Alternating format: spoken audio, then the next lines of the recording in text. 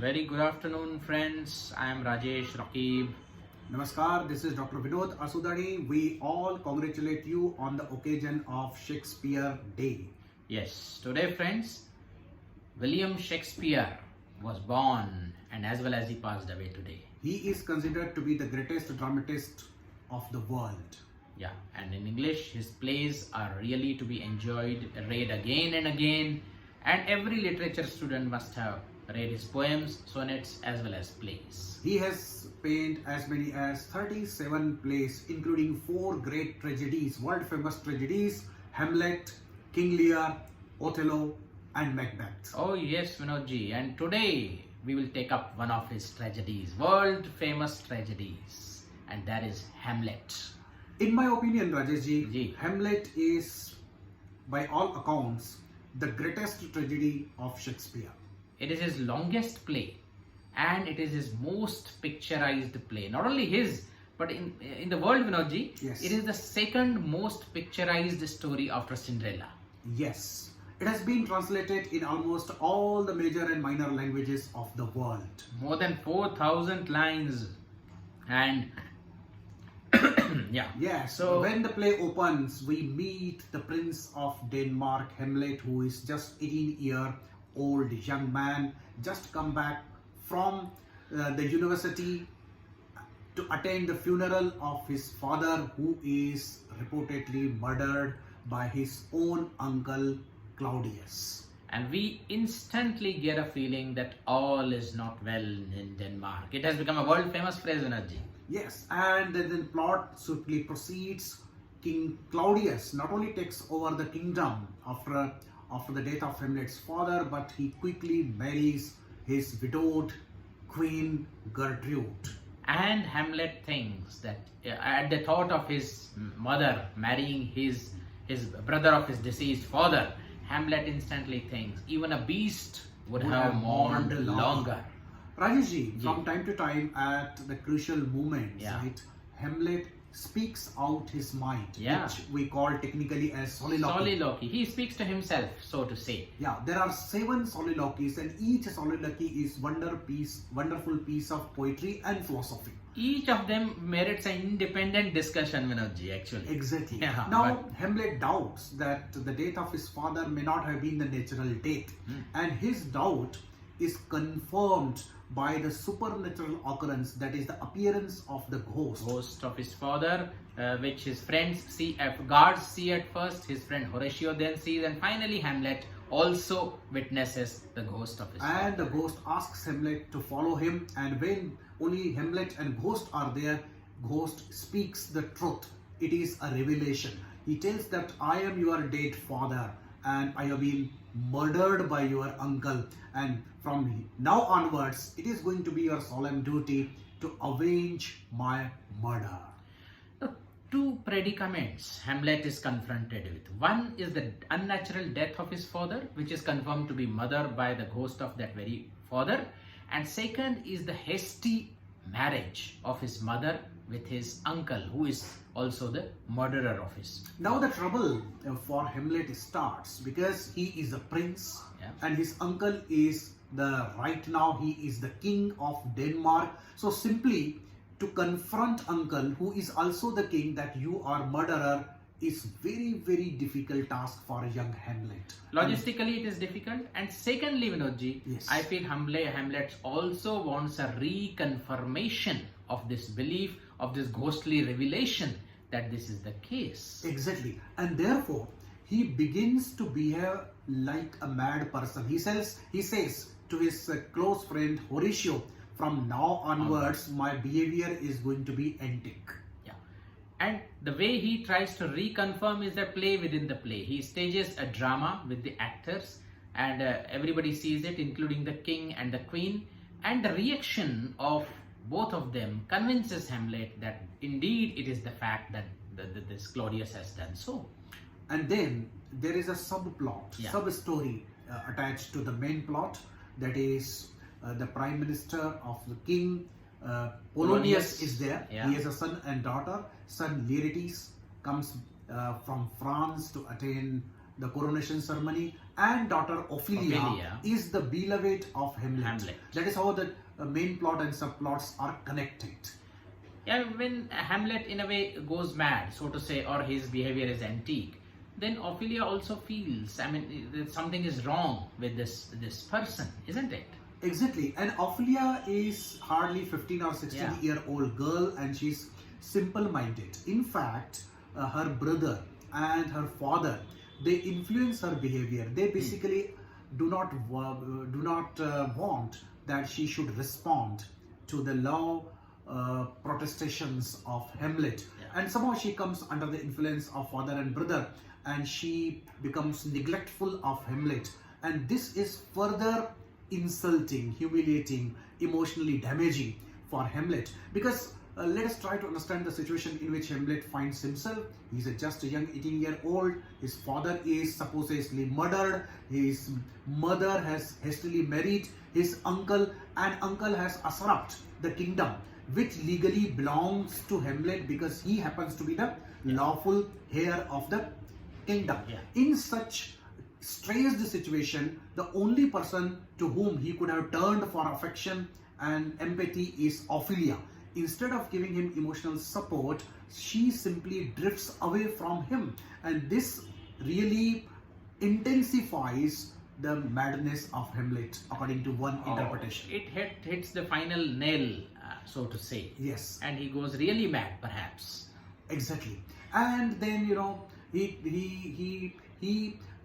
central, the central point of the play arises when we find that Hamlet finds himself in the state of procrastination. He's not able to take a decision. Always he finds himself in the state of indecision.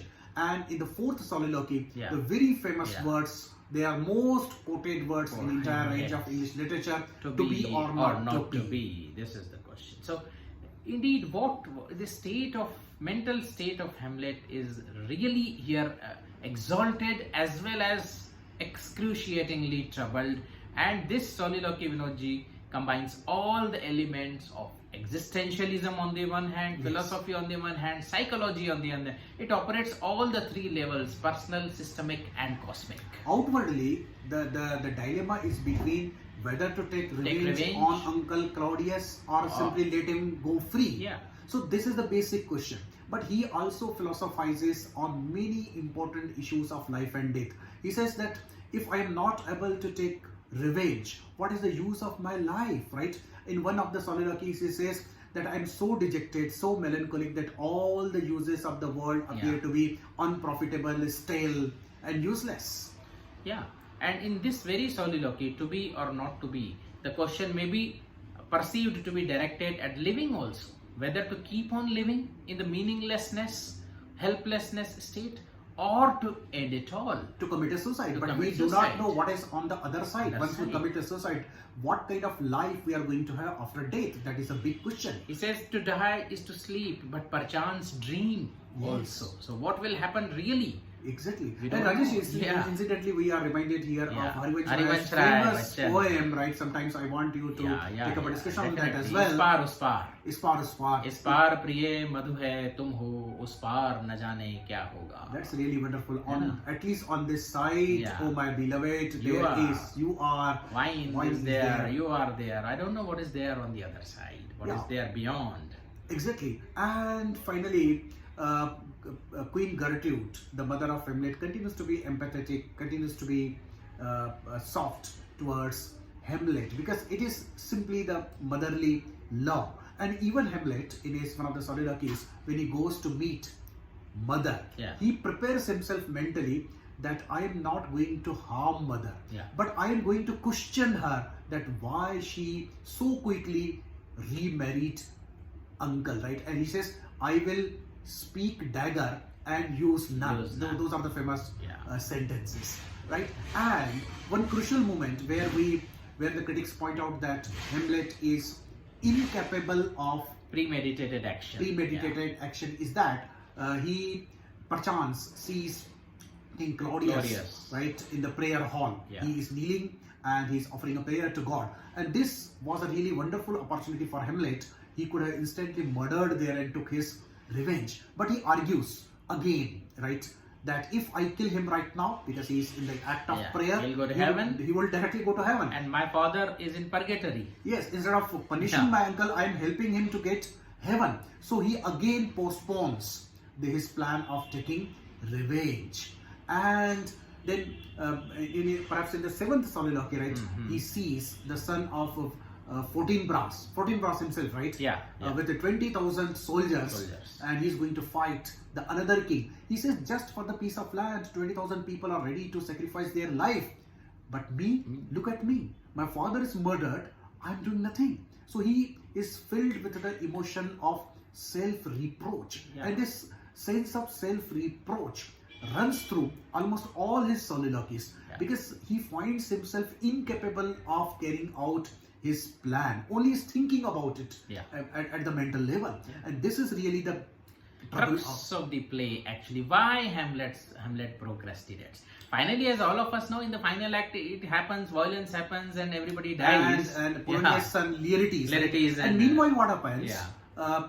By mistake, Hamlet attacks Polonius. a person who has hidden himself behind the curtains, believing that it is Claudius, but turns out to be Polonius. Now, the trouble is, he wants to take revenge for the murder of his father, and he has committed murder. He's committed another murder of an innocent person, because Polonius is no way connected to the murder of Hamlet's father, and therefore Laertes, Polonius' son, gets annoyed with Hamlet. He comes back from France with the intentions that he wants to eliminate Hamlet. Finally, he challenges him for the fencing match. In a duel, Right. And Hamlet and Laertes go for the fencing match. And exchange their weapons. And which were dipped in the poison. So, that is always the case with Shakespearean tragedy. The last scene is littered with many dead bodies, right? So, King Claudius is dead because he drinks a cup of hemlock, and Gertrude is also has also drunk Claudius, poison. I think Hamlet kills, Hamlet Gertrude drinks. Gertrude drinks. And in the fit of anger, Hamlet stabs King Claudius.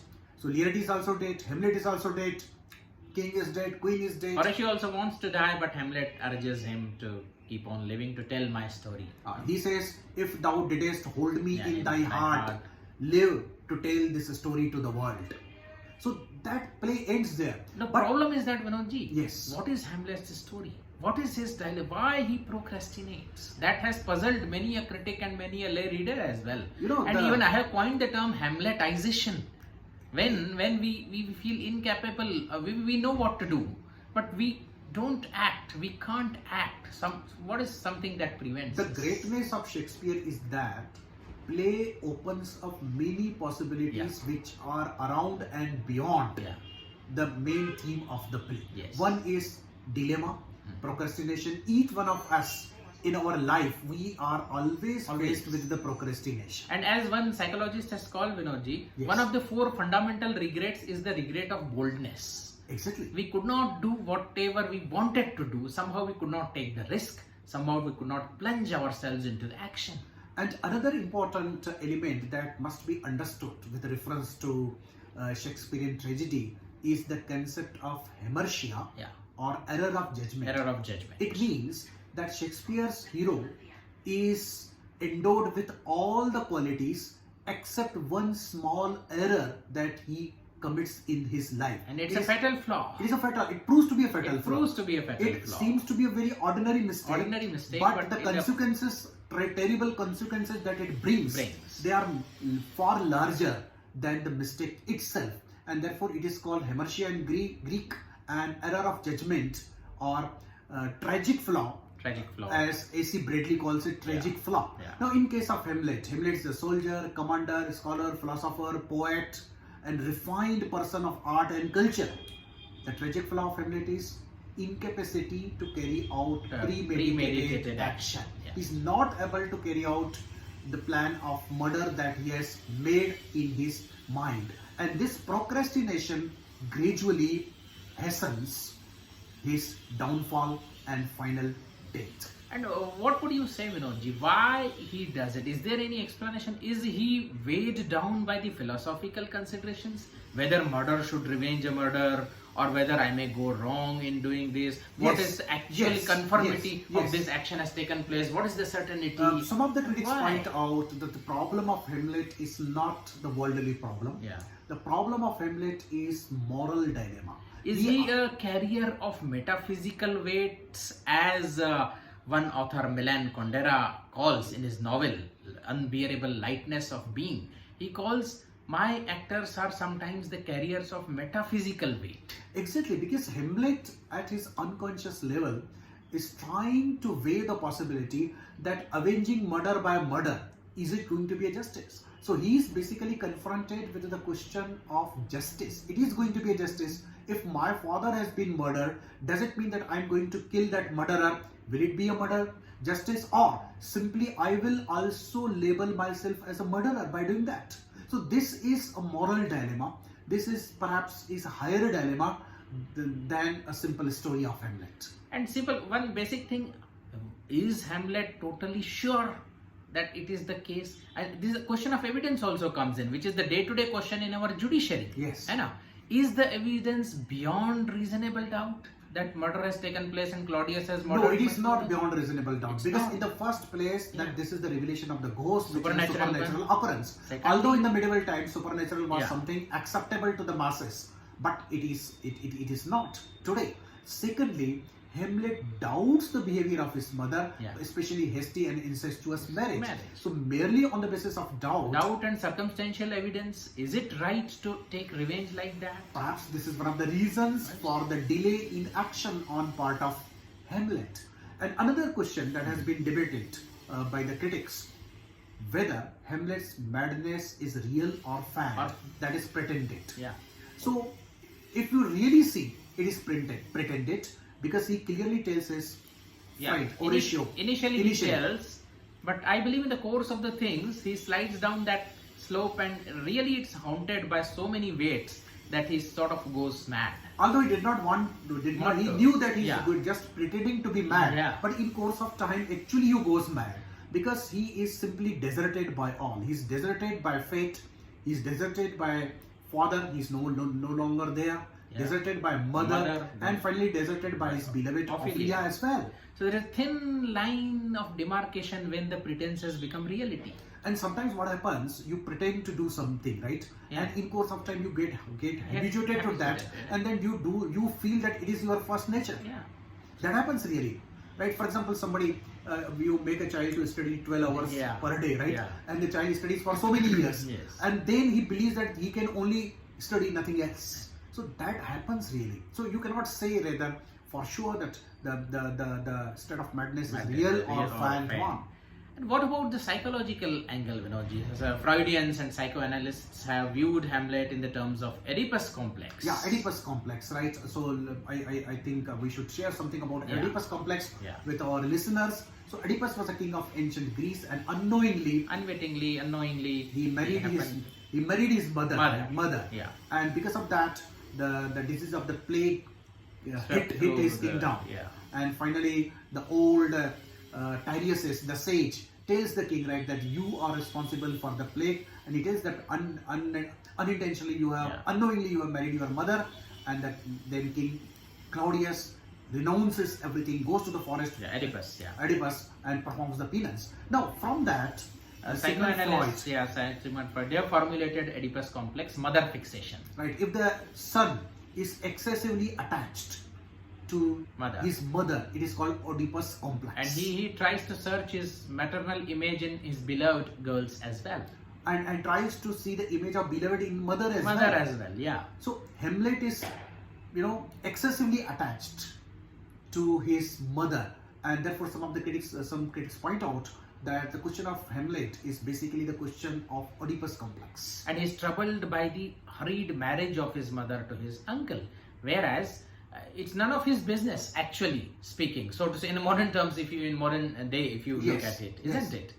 But he is very troubled, and because perhaps his father is murdered, and he feels that what he, and this is some, I think listeners may not understand. I don't know, I'm not understanding that, but being a psychologist, Vinodji, we should Yes. clarify it. Maybe Hamlet feels that what was the suppressed desire in me has been accomplished by somebody else. So that is why it is Yeah. called the problem of Hamlet as Oedipus complex. Oedipus complex. And when we interpret Hamlet from political point of view or And power dynamics, this actually electro complex, Ophelia has also been interpreted in electro complex, father fixation. She also may feel that her father is murdered by her lover himself. yes, This is terrible for her, isn't it? Exactly.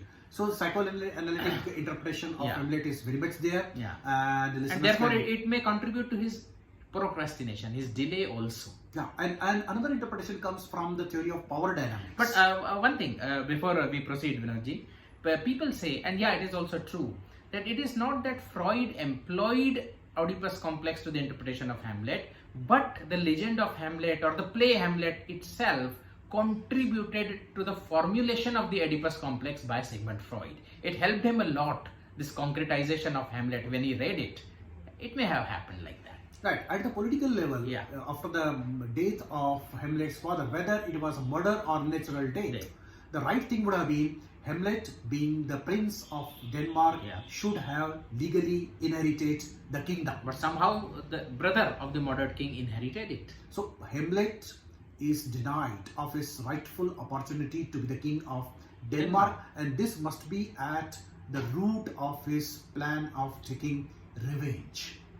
Now, another feature of this play is superb poetry. Naturally. Shakespeare is a great poet as More well. than 4,000 lines of poetry. Yeah, and each of soliloquy and many other passages they could be Independently, they are quotable, they are quotable, readable, they are, as a poetry. as a poet. So this is another very important hallmark of this play.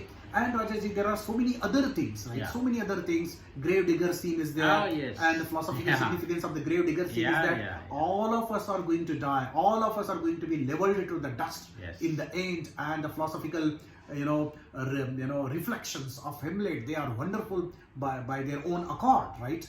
So.